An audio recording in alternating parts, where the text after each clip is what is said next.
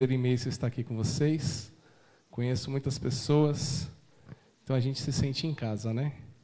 Atualmente eu sou líder também regional de jovens, da Regional Sede. Então, como não mudou nada, né, entre a presidência e a diretoria, a gente vai manter aí mais 4 anos como liderança regional de jovens. Se vocês, jovens, precisarem aí de alguma coisa, podem contar com a gente, que a gente está disponível também. Amém, irmãos? Bom, como o pastor falou, estou aqui hoje com a minha família. Ali está minha esposa, minha amada esposa, Rosimeire, não sei se todos conhecem. Levanta, por favor, querida. Essa daí é minha esposa. Bênção de Deus, irmãos. Meus 50%. Estão as minhas filhas, Natália e Nicole. Se levanta, por favor, filhas. Natália e Nicole. E o esposo da Natália, o Lucas, que também é meu filho, né, irmãos? Amém? Pode sentar.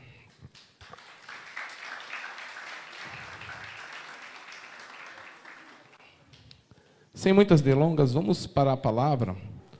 O tema dessa noite vai ser empecilhos à mutualidade na família. Repete comigo, empecilhos na mutualidade na família. Já explico para vocês, fiquem tranquilos, tá bom? O texto que nós vamos falar aqui está em Romanos capítulo 14, versículo 7. Romanos 14, versículo 7. Vai projetar aqui? Em reverência à palavra, eu convido vocês a se colocar de pé em nome de Jesus. Só apenas esse versículo. Amém?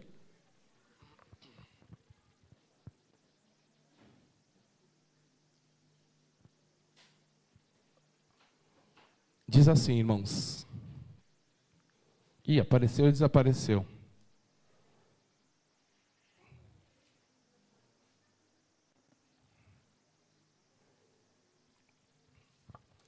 Diz assim: pois nenhum de nós vive apenas para si mesmo, e nenhum de nós morre apenas para si. Amém?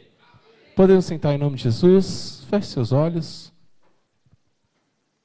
Pai, em nome de Jesus, Senhor, aqui está a sua palavra, o alimento dessa noite. Pedimos agora, Pai, que Tu venha abençoar os nossos corações, abençoar as nossas vidas, para que nós possamos, Senhor, aprender um pouquinho mais daquilo que Tu quer falar nos nossos corações. Pedimos também, Senhor, que não seja a palavra de homens, mas que seja o Seu Espírito Santo ministrando nos nossos corações. Por isso, Pai, usa-nos, Deus, como instrumento para fazer cada vez mais a Sua vontade e o Seu querer. É no nome de Jesus que nós oramos, pedimos e Te agradecemos. Amém. Amém, irmãos? Então vamos lá. Primeiro, o que é mutualidade? Mutualidade é um conceito que se refere a uma relação entre reciprocidade e interdependência. Gabriel, agora ficou mais fácil. É um conceito que se refere a uma relação de reciprocidade e interdependência. Mas também diz assim, que no Novo Testamento encontramos a ideia de mutualidade na expressão uns aos outros. Repete comigo, uns aos outros. Então, a expressão uns aos outros também se refere à mutualidade, ou seja, muitas pessoas ali tendo um relacionamento de uma forma ou de outra. E como nós vamos dizer mutualidade na família, nós vamos falar especificamente da família. Amém? Glória a Deus. Então, ficou claro? A gente tem mais, Há pelo menos 36 imperativos de mutualidade no Novo Testamento. Então, todas as vezes que lemos essa expressão uns aos outros, aparece num contexto de ser uma ordem. É um imperativo. Não são passíveis de questionamento por se tratar de ordens. Amém?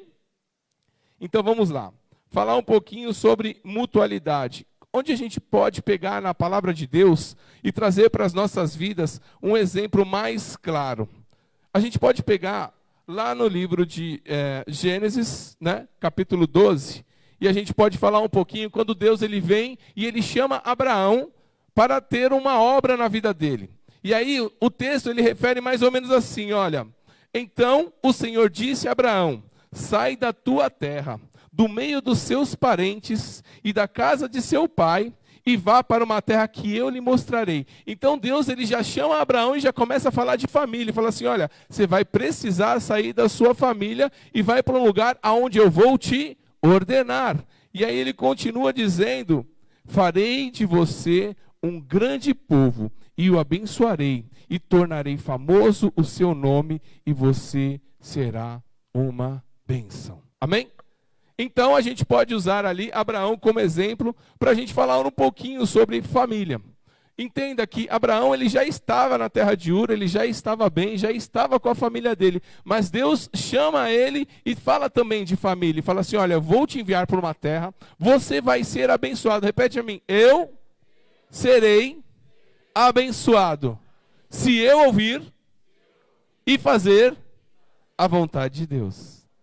Então, para Abraão, quando Deus chamou ele, ele falou assim, opa, vai fazer uma grande nação, vou ter uma família grande, é comigo mesmo. E a palavra de Deus diz que Abraão sai da sua parentela, não totalmente, né, porque ele leva seu sobrinho junto, mas ele sai da sua parentela e ele vai para a terra onde Deus mandou ele ir para fazer a vontade de Deus. Então a gente entende na Bíblia que a palavra família é muito importante. Ela inicia ali, lá no comecinho, quando Deus ele vai fazer uma obra, ele vai fazer uma grande nação, Deus já inicia falando de família. Então família é um dos pilares que nós temos e nós precisamos ter na nossa igreja, nos nossos lares, entre os nossos familiares. Família é importante, família é bênção de Deus. Amém? Até aí está fácil, né? Todo mundo tem família, todo mundo tem ali seus irmãos, seus pais, suas mães. Até aí está fácil. O que começa a complicar, irmãos, é quando tem os empecilhos na família. Repete comigo, empecilhos. Amém. Tem separado aqui para nós 3 empecilhos, que são inclusive até similares, mas são palavras gêmeas e com pequenas diferenças. Repete comigo, egoísmo. Ih, rapaz, egoísmo. Aí começa a complicar, né, irmãos? Porque na família tem egoísmo? Sim, né? Tem. Diz assim que o egoísta é uma característica que se manifesta quando uma pessoa coloca suas próprias necessidades, desejos e interesses. Então o egoísta, ele quer só para si.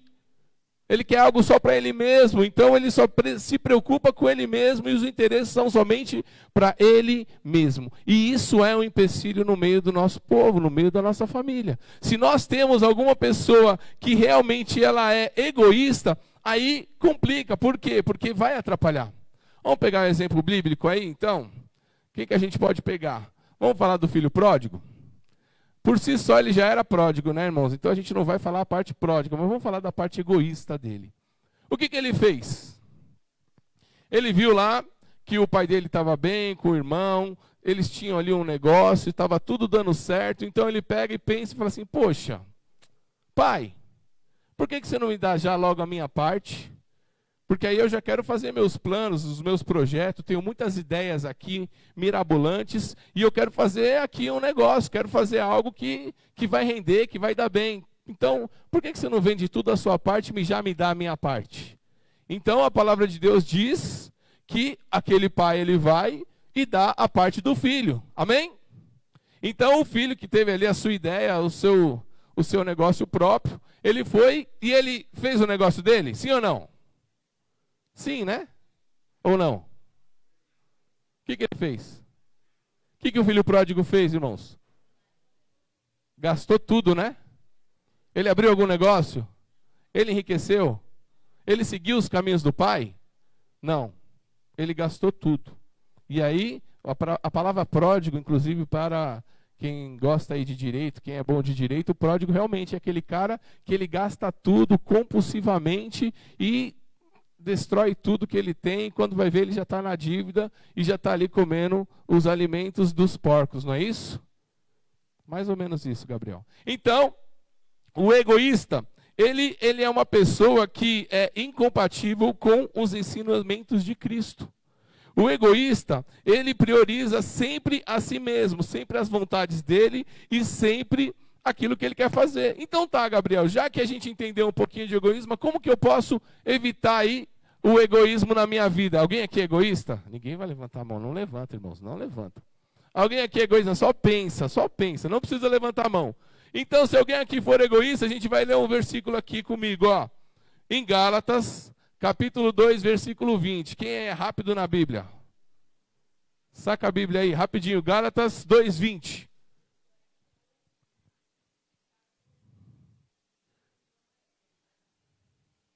Aleluias. Já estou crucificado em Cristo. Já não sou mais eu, mas Cristo que vive em mim. Então, irmãos, se você tem ali o seu plano, o seu projeto, aquilo que você quer fazer para a sua vida, que você está pensando uma coisa que vai dar bom, e às vezes você não está pensando no próximo, primeira coisa que você tem que fazer, pergunta para Cristo. Porque a palavra de Deus diz que já não sou mais eu, mas Cristo que vive em mim. Cristo precisa viver verdadeiramente em mim. A vontade de Cristo tem que ser maior do que a minha vontade na minha vida. Os meus planos, os meus projetos, aquilo que eu quero fazer, o que eu gosto de fazer, primeiramente tem que estar ali Deus no negócio. Jesus Cristo tem que estar no negócio. Uma vez eu ministrei uma palavra para viciados no geral. E aí eu citei o exemplo de um cara que era alcoólatra. Amém? Alcoólatra. Então esse alcoólatra, ele tem a dependência nele. Então ele tem aquela necessidade. Ele é genético, irmãos. Ele tem a necessidade. Ele vai precisar se alcoolizar. E aí é no geral, tá? A gente pode falar vício de videogame, vício de cigarro, vício de qualquer coisa, no geral. Então um exemplo é vício de internet, vício de mídias sociais e por aí vai. Então vamos pegar o exemplo desse alcoólatra. Como é que ele faz para ele ter Cristo na vida dele? Então ele vai para o bar.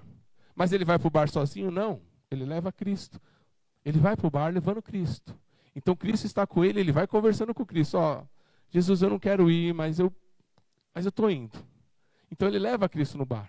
Então ele chega, ele senta naquela mesa de bar, ele vai pedir ali a cerveja, a pinga, qualquer coisa. E Jesus Cristo está do lado dele. Ele tem que estar com Jesus Cristo do lado dele. E aí ele vai lá e ele pede a pinga chega e aí ele está orando a Deus e fala assim, olha Jesus, está aqui na minha frente, eu não quero, me ajuda. O que isso vai fazer, irmãos? Significa que ele abre o coração para Jesus Cristo entrar na vida dele. E aos poucos, a parte da carne dele, vai saindo, porque vai vindo a parte espiritual. Por que a gente fala isso? Porque a gente precisa verdadeiramente sacrificar a nossa carne para que o nosso espírito ele seja fortificado, que é o Espírito Santo nas nossas vidas. Amém? Então é bem simples. Toda vez que eu sacrifico a carne, eu fortaleço o espírito. E toda vez que eu sacrifico o espírito, eu fortaleço a carne. Então sempre que a gente vai lá e gosta de fazer coisas da carne, a gente está fortalecendo a carne e enfraquecendo o espírito. É como se fosse uma balança. Se você fortalecer demais o espírito, a carne ela vai e ela enfraquece. E no nosso objetivo, principalmente quando a gente faz ali o jejum, né? Quando Jesus Cristo fez jejum, o jejum de Jesus Cristo era de quantos dias, irmãos? 40 dias. E o que ele ficava sem comer? Comida, água, pão. Como que é o nosso jejum de hoje em dia? Hoje em dia eu faço jejum de Coca-Cola, irmãos. E é um sacrifício. É duro. É difícil. Mas a gente faz sacrifício. E aí quando a gente faz sacrifício, olha, Senhor, eu não estou tomando essa Coca-Cola porque eu quero fortalecer o meu Espírito Santo. E aí com os jovens a gente fez uma semana de Coca-Cola. A outra semana foi do quê, filha? Chocolate? Chocolate, irmãos. E aí no chocolate, todo dia de manhã, minha esposa vem com aquele chocolate quente, né, para sair. Cadê meu chocolate quente? Não tem chocolate quente, é só sozinho. Por que isso, irmãos? É importante a gente abrir mão do nosso querer, da nossa vontade, das coisas que a gente gosta de fazer para fortalecer o nosso espírito em Deus. Somente assim a gente consegue vencer as coisas do mundo. Nós não conseguimos vencer nada sozinho. Nada a gente consegue vencer pelas nossas forças. Tudo a gente depende de Cristo. Amém? Então o primeiro foi egoísmo. Já estou crucificado com Cristo. E vivo, não mais eu, mas Cristo vive em mim. Amém? Então você ali na sua família, com o seu pai, com a sua mãe, com os seus familiares. Não seja egoísta. Não queira as coisas só para você. Saiba dividir, né? Compra ali um pastelzinho. Não, uma pizza. Uma pizza tem quantos pedaços? 8 pedaços, não tem? E a família lá são em 4. Quantos pedaços para cada um, irmãos? 2. Aí vocês são bons de matemática. Aí vocês estão de parabéns. É 2. Não é 3 para mim, um para você, igual aquela brincadeira que o Pica-Pau fazia há muito tempo atrás, né? Só os antigos sabiam como que o Pica-Pau ele dividia, né? 1 para você, 2 para mim. Depois mais 2 para você, agora 3 para mim. Não é esse tipo de divisão, irmãos. É uma divisão igual para todos. Amém? Próximo. Depois do egoísmo vem uma palavra muito semelhante também, que é individualismo. Repete comigo. Individualismo. Diz assim: uma pessoa individualista é aquela que valoriza a independência e a autonomia. Frequentemente coloca suas próprias necessidades e objetivo acima dos interesses do grupo. O individualismo nos afeta daqueles que estão mais próximos a nós do que a nossa própria família. Então, o que o individualista faz? Ele só quer para ele. Tudo que vai fazer é para ele. Se a gente está falando aqui das princesas que passou aqui, as princesas são bênção de Deus, mas elas não podem ser a última bolachinha do pacote. Elas têm que saber que existem outras princesas assim como elas. As irmãs, os irmãos, a mãe ela é princesa ou ela é rainha? A mãe ela é rainha. E o pai, ele é o príncipe ou ele é o rei? Não, é o rei. E os filhos, meninos, né? Os machos alfas aí, eles são os príncipes, não é princesa, é príncipes. Então eles são os príncipes. Então se todo mundo tem ali, todo mundo é igual. Todo mundo tem que ter o seu valor. Ninguém é mais importante que ninguém, todos são iguais. Ninguém é mais esperto que ninguém, ninguém é mais inteligente que ninguém, ninguém é mais sábio do que ninguém, todos são iguais. O Espírito Santo é igual para todos. Amém? E aí, tem um texto bíblico que fala assim para a gente, ó. Qual é o remédio para o combate do individualismo? O remédio está em Romanos capítulo 14 e versículo 7, que é o que nós lemos, ó. Porque nenhum de nós vive para si, e nenhum de nós morre para si. O que a gente consegue entender com esse texto, irmãos? Porque nenhum de nós vive apenas para si mesmo, e nenhum de nós morre apenas para si. É porque nós precisamos servir o próximo. É porque nós precisamos servir o nosso amiguinho. Vocês não acharam legal, né? Os jovens falam assim, nossa, a gente foi tratado como princesa aqui, foi bênção. Elas foram tratadas por alguém. Alguém foi lá e serviu elas. Alguém foi lá e se dedicou a servir elas. Da mesma forma que vocês foram servidos, nós temos que aprender a servir. Aí que está o X da questão. É o que todo líder gosta que o seu liderado faça. É o que todo pai gosta que os seus filhos façam. Da mesma forma que o pai vai lá e serve o filho, trabalha, ele vai lá e se dedica e traz o pão de cada dia, ele também quer ser servido por o filho. De repente um agrado, um carinho, de repente faz um doce, né? As minhas filhas fazem doces maravilhosos, viu, irmãos? A Natália faz uma lasanha, ó, e a Nicole faz um pudim. Vixe, adoro quando elas me servem. E não é aquela questão, eu sou agora escravo do meu pai ou escravo da minha mãe. Não, a gente ajuda em casa. Tem que lavar uma louça, tem que varrer o chão, a gente ajuda em casa. Por que nós ajudamos em casa? Porque nós aprendemos a servir. A palavra de Deus diz, porque nenhum de nós vive apenas para si mesmo. Nós temos que aprender a servir o próximo. Temos que aprender a servir no lar, temos que aprender a servir também, da mesma forma que a gente vê os nossos líderes nos servindo, da mesma forma que nós vemos os nossos pastores nos servindo, nós temos que aprender com eles para servir da mesma forma. Amém? Então é assim, irmãos, é um servindo o outro, um ajudando o outro, porque assim nós somos mais fortes. Amém?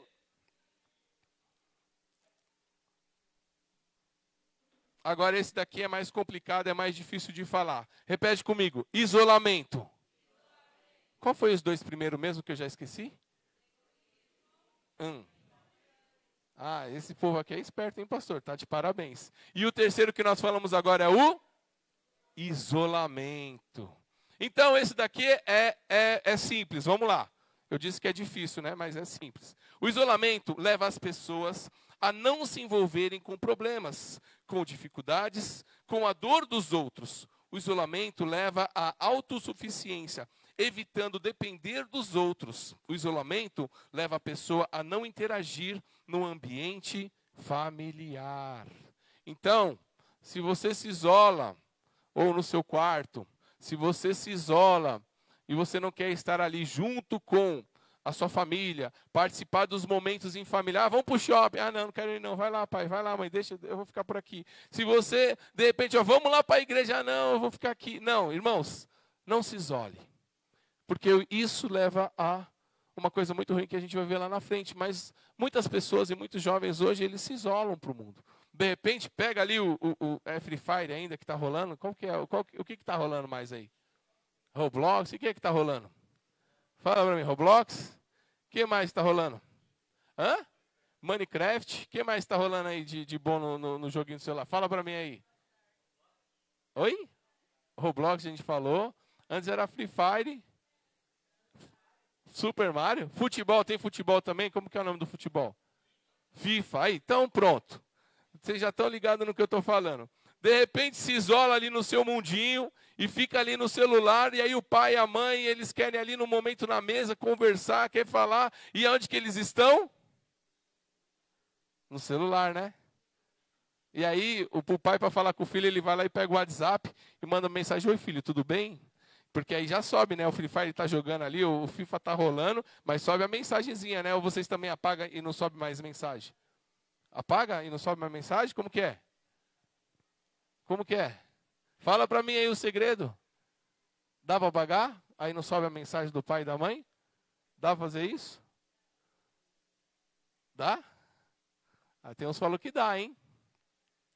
Então, o celular, ele é um exemplo, né, de isolamento. Por quê? Porque eles vão lá e se isolam no mundinho deles e ficam no joguinho. Mas é só o celular, Gabriel? Não. Pode ser uma série, pode ser um filme, pode ser os amiguinhos. Aí então você vai lá nas mídias sociais, e aí você está na conferência com outra pessoa, e aí você se isola da sua família. E por que muitas vezes a gente se isola? Porque às vezes, irmãos, a ideia não bate. Repete comigo, a ideia não bate. Às vezes a ideia não bate. Antigamente, os filhos, eles gostavam de se inspirar nos pais. Então ele via o pai fazendo, então ele queria fazer e ser tudo que o pai fazia. Se o pai era um pescador, o filho estava lá junto com a varinha de pescar com o bambu e ia embora. Mas hoje em dia, na igreja, às vezes não tem tanta facilidade. Então o filho ele vai olhar para o pai e o pai está lá na Bíblia lendo. Ou ele vai olhar para o pai e o pai está lá preparando a pregação. Então como é que ele se inspira? Ele também vai preparar uma pregação? Mas, acima de todas as coisas, os filhos, eles se inspiram nos pais. E as filhas nas mães. E assim sucessivamente. Da mesma forma que nós nos inspiramos nos nossos líderes. Da mesma forma que nós nos inspiramos nos nossos pastores. Quem aqui quer ser pastor? Igual o pastor Cláudio. Quem quer ser pastor igual o pastor Cláudio? É ele ali? Ele é o Nicolas? Correu. Tá com vergonha. Tá. Outra pessoa? Que pessoa? Quem quer ser igual o Cristiano Ronaldo? Ih, já levantaram a mão ali já. Tá. É por causa do dinheiro, né? É por causa do dinheiro, não é? Entendi. Então, irmãos, a gente tem que se inspirar nos nossos líderes, né? Querer ser igual eles. Por que a gente quer ser igual eles? Mas as ideias às vezes não batem. Às vezes eu não quero ser pastor. Que é uma coisa triste. Na verdade, a gente precisa de ter pessoas que querem ser pastor. Ninguém mesmo quer ser pastor aqui? Ninguém? Filha, você quer ser pastora? Fala aí, filha. Ela quer ser pastora, gente. Ninguém mais quer ser pastor um dia, irmãos? Jovens. Márcio, quer ser pastor?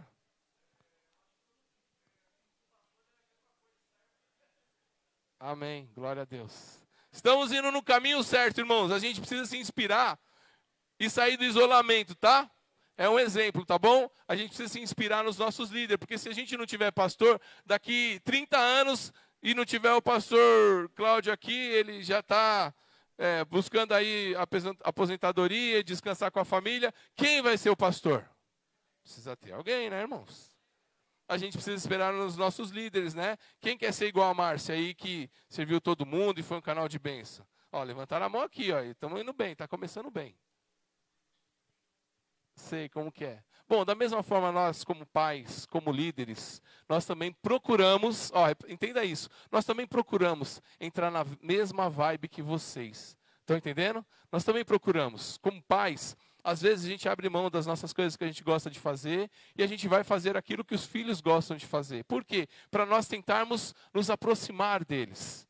E os líderes fazem a mesma coisa, eles tentam se aproximar de vocês, fazer as coisas que vocês gostam, para a gente falar a mesma língua. Mas vocês também precisam retribuir da outra forma.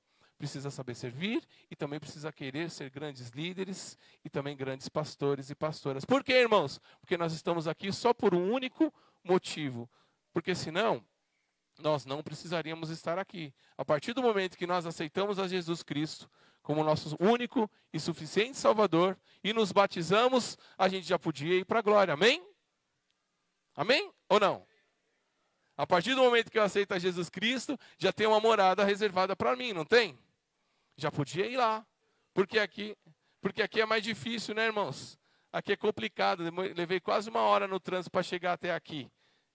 Dá trabalho. Mas e aí? Por que eu vim aqui? Para servir. Por que eu estou aqui? Para pregar a palavra de Deus. Amém? Da mesma forma, nós estamos aqui para fazer a vontade de Deus. E aí o texto diz assim para a gente, ó. Não é bom, em Gênesis capítulo 2, versículo 18. Não é bom que o homem esteja só. Far-lhe-ei uma ajudadora, idônea para ele. Isso sugere que o ser humano foi criado para viver em relacionamento com os outros. A primeira vida comunitária relata na Bíblia é a família. Então, a primeira coisa que é relatada na Bíblia é a família. Repete comigo, família.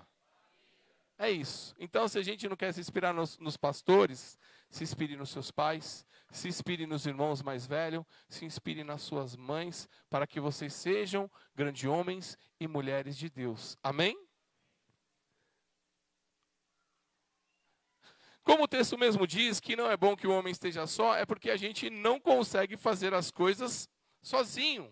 Nós não conseguimos nada sozinho. Tem um negócio rolando aí na internet, eu não sei se vocês viram, que 100 homens ganham de um gorila, sim ou não? Alguém viu esse negócio aí, essa reportagem? Viu? Tá rolando aí, né?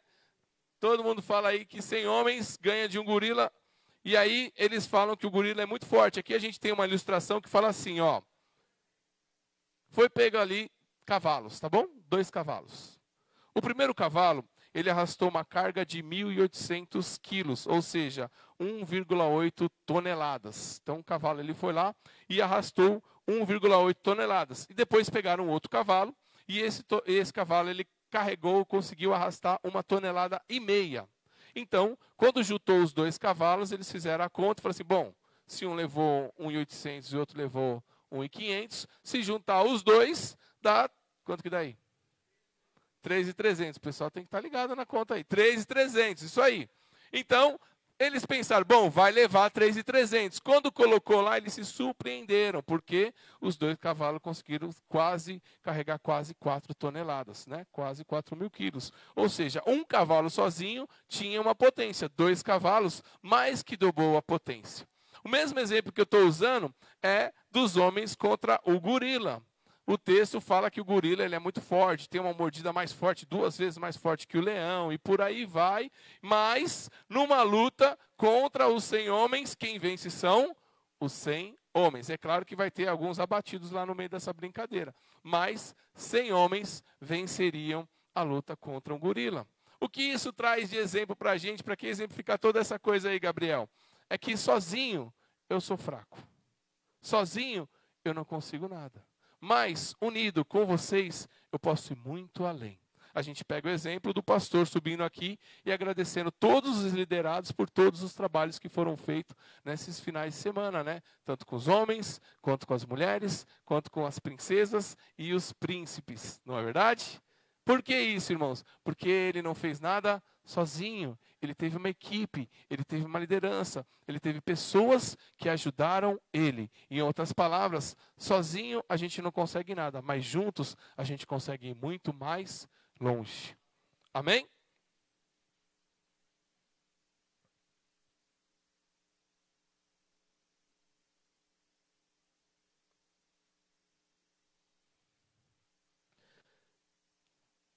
Testemunhamos alguns ensinamentos de Cristo sobre as pessoas no derredor dele. Diz assim: o melhor testemunho que uma família pode dar é a fé em Cristo e viver mutuamente cristã no dia a dia do lar. As pessoas ao nosso derredor, em nossa vizinhança, querem ver coerência em nossa fé, com a nossa vida em que vivemos, especialmente no lar. O que isso quer dizer? Quer dizer que nós somos o exemplo, nós somos a vitrine. Os nossos vizinhos, as pessoas aí de fora, eles estão olhando para a gente, para saber se a gente dá um bom testemunho, para saber se nós realmente somos cristãos. Então a primeira coisa que eles olham é a família. Como é que está a família dele? Está estruturada?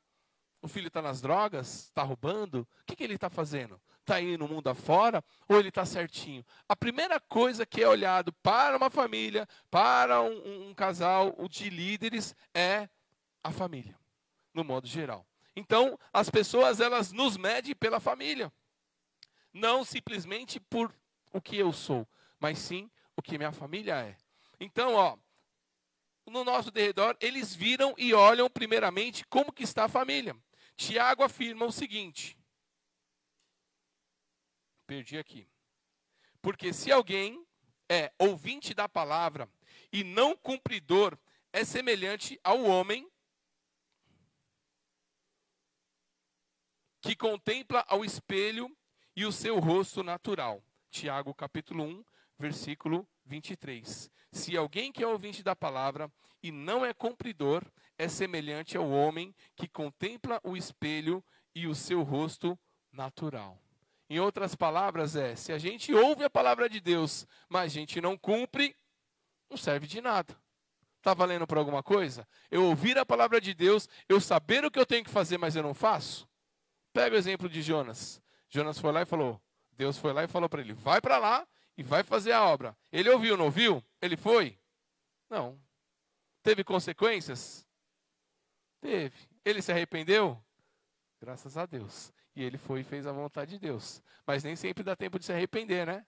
Na verdade, Deus sempre dá oportunidade para a gente se arrepender. Pega o exemplo de Saul.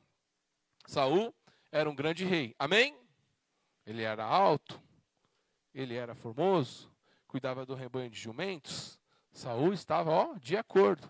Então Deus foi lá, chamou o profeta e falou assim, bom, já que todo mundo quer um rei, então tá bom, pode ir lá e coloca Saul como rei. Colocou Saul como rei. Aí Saul começou a fazer a vontade de Deus. E num determinado momento, Saul quis fazer a vontade dele. E aí, quando ele fez a vontade dele, Saul vai na presença dele e fala assim, você não está fazendo a vontade de Deus. Você está querendo fazer do seu jeito. Por que você não está cumprindo a palavra? Por que você está somente ouvindo, mas não está praticando a palavra de Deus? E aí, ele fala assim, agora você não vai ser mais rei. Deus vai escolher outro rei. Saul obedeceu? Ele aceitou? Não. Se ele obedecesse, se ele aceitasse, tinha salvação para ele?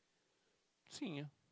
Se Saul, tá bom, fala assim, tá bom, pequei, tá bom, escolhe outro rei, deixa eu aqui tranquilo. Ia dar até tudo certo, ele ia continuar, inclusive, lá no poder. Por quê? Porque a filha dele ia casar com Davi, ia estar tudo certo. Ele ia continuar até no palácio, ia dar tudo bom para ele, se ele ficasse de boa e obedecesse à vontade de Deus. Mas ele obedeceu? Não. Ele aceitou? Não. Veio um espírito mal sobre ele, e aí todo mundo sabe a história, né? Ficou doidão e acabou morrendo. Então, irmãos, a melhor coisa que a gente pode dizer para vocês aqui nessa noite, como palavra de Deus escute a palavra de Deus e pratique ela na sua vida. Seja um bom filho, seja um bom pai, seja uma boa mãe. Dê o exemplo e faça o exemplo. Seja uma família unida, seja uma família forte. Não sejam egoístas, não sejam individualistas, não se isolem, permaneçam firme e forte, porque ela é a estrutura. A família, ela é a estrutura da igreja. Amém?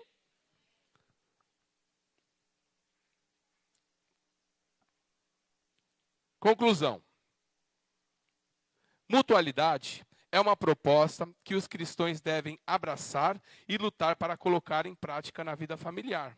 Somos pessoas individualizadas na família, temos nossas diferenças pessoais, mas quando vivemos mutuamente, nossa família se torna mais bonita, mais forte, mais saudável e uma marca positiva para as nossas vidas. Amém?